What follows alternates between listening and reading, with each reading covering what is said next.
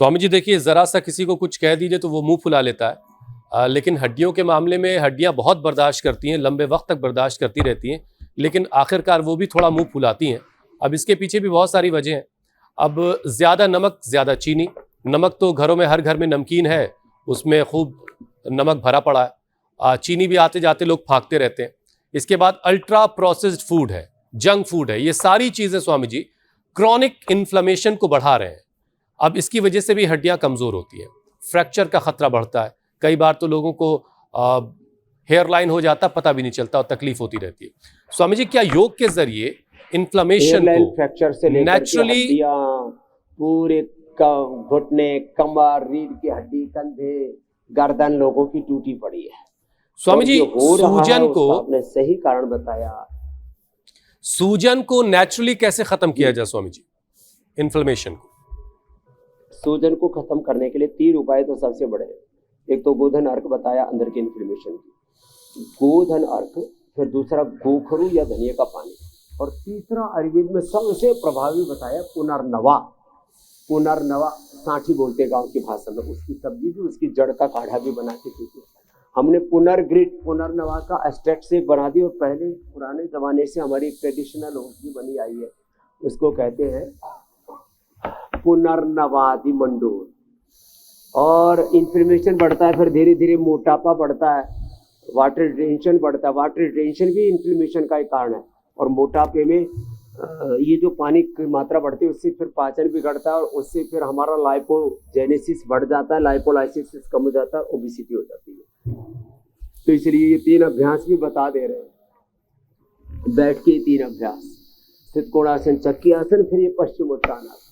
फिर पश्चिमोत्तानासन ऐसे भी करते हैं, और हम तो ऐसे भी करते हैं, यूं, और ये यूं ऐसे, और फिर 3 अभ्यास बैठ के, और फिर 3 अभ्यास लेट के। फिर सारा इन्फ्लेमेशन गोधन अर्क से, गोखरू, धनिये से, पुनर्नवादि मंडूर, पुनर्ग्रिट से, और खाने में जो से सारा अंदर का इन्फ्लेमेशन खत्म हो जाता। थोड़े दिन दही, छाछ, नींबू चाट, टमाटर, जो आपने बताया था, सिंथेटिक दवा, सिंथेटिक फूड, पैक्ड फूड, ज्यादा चीनी, ज्यादा नमक, ज्यादा चीनी और ज्यादा नमक, ये इन्फ्लेमेशन का सबसे बड़ा कारण है। और प्रोसेस्ड फूड जितना भी है, और ज्यादा तीखी चीजें खाते हैं, उत्तेजक आहार और उत्तेजक विचार, उत्तेजक व्यवहार, ये भी बड़ा खतरनाक है। तो अब लोग मोटे, इन्फ्लेमेशन होता है, फिर हाथों में, पैरों में, चेहरे पर, गर्दन पर, पूरे शरीर में सूजन बढ़ जाती है, मुटिया जाते हैं। तो हमने ये भी पैकेज साथ ही करवा ही दिया। और जब अर्थराइटिस के कारण से कई बार लोग जकड़ जाते, कई बार तो वेट कम होता है, और कई बार तो वेट बहुत ज्यादा बढ़ जाता है। तो भाई जिनका कम हो गया वो तो अश्वगंधा, शतावर आदि सेवन कर लेना, डेट खा लेना, डेट बढ़ाए वेट, अश्वगंधा, शतावर, डेट।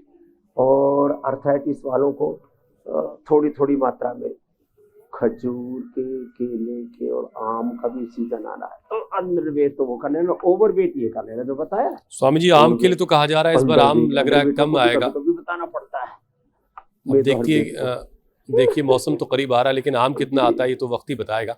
लेकिन स्वामी जी देखिए, हड्डियों के लिए कैल्शियम और विटामिन डी बड़ा जरूरी है। लेकिन आजकल के गलत खान पान का नतीजा ये है कि बहुत सारे लोगों में इन दोनों न्यूट्रिशन की जबरदस्त कमी है। करीब 80% लोगों में स्वामी जी विटामिन डी की डेफिशिएंसी पाई जाती है। अब ऐसे में स्वामी जी, कैल्शियम और विटामिन डी को नेचुरली कैसे हासिल किया जा सकता है? ये लोगों की हड्डियों में जो खटपट होती है ना, अब जैसे चलो पवन मुक्तासन, उत्तान पादासन तो लंबा करना, और फिर प्राणायाम करवा देते, वो भी बहुत जरूरी है। हाँ, अब देखो भारत में सूरज कितना अच्छा निकलता है, लेकिन हम लोग सूरज की धूप में नहीं बैठते, छिपते फिरते रहते, छाव ढूंढते रहते। फिर अभी तो सर्दियों में सूरज कम उगता है, धुंध कोहरा, कहीं ठंडक प्रचंड होती है, तो आदमी गर्मियों में धूप में नहीं बैठता, आदमी छाव ढूंढेगा, एसी चलाएगा, कूलर चलाएगा, विटामिन डी का भट्ठा बैठ गया। 80% लोगों को विटामिन डी की डेफिशिएंसी है, और करीब 50 to 80% लोगों को ही अलग अलग एरिया में कैल्शियम की डेफिशिएंसी है, और उससे हड्डियां तबाह हो रखी है, हड्डियों में ध्वंस मचा पड़ा है। बर्बादी हो रखी है। कंकाल तंत्र बोलते हैं स्केलेटन सिस्टम को, कंकाल तंत्र कंगाल तंत्र हो गया। लो, तो एक तो धूप में बैठे, दूध दही छाछ आदि का सेवन करें, और जवार बाजरा मकई कोदो जितने भी चौलाई सिंघाड़ा आदि जितने भी अच्छे फल, और अभी सीताफल सर्दियों में तो आता है, वैसे गर्मियों में भी आजकल आता है, उसमें कैल्शियम बहुत भरपूर होता है।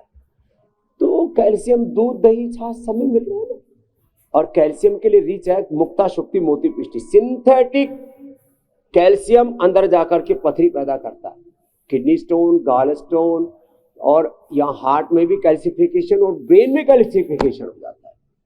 सिंथेटिक कैल्शियम ना ले, सिंथेटिक विटामिन डी ना ले, नेचुरल लेना है तो न्यूट्रिला का विटामिन डी और बोन हेल्थ कैल्शियम दे दिया हमने, बाकी मुक्ता शुक्ति आदि बताई दी। और दूध दही छाछ लो ना, उसमें कैल्शियम प्रोटीन सारी चीजें। अकेले दूध पर जिया जा सकता है। मेरे कुछ मित्र हैं वो केवल दूध ही पीते, मैंने भी अभी लगभग 1 महीने दूध के ऊपर उपवास किया, अच्छा रहता है, शरीर एकदम निर्मल हो जाता है, हड्डियां अंदर से मजबूत। और जो यूं यूं करते हैं ना तो खटपट होती है, यूं यूं करने पर, ऐसे ऐसे करने पर या ऐसे करने पर हड्डियों में खटपट नहीं होनी चाहिए। खटपट हो रही है तो विटामिन डी और कैल्शियम की कमी है। और प्रोटीन तो अंदर से पोषण मिलता है, उसके लिए सबसे अच्छा है स्प्रूलिना, उसके लिए सबसे अच्छा दालें, और सबसे निर्दोष दाल है, निरापद दाल है मूंग की दाल, और सबसे खराब है छोला और राजमा। लेकिन लोग छोले भटूरे और फिर भटूरे की तरफ फूल जाते, छोले भटूरे राजमा तेरा जिंदगी का राज समझ ले। ये बहुत मजबूत पाचन है, कड़ाके की भूख लगती है वही खाया करो, बाकी बचो रे बचो।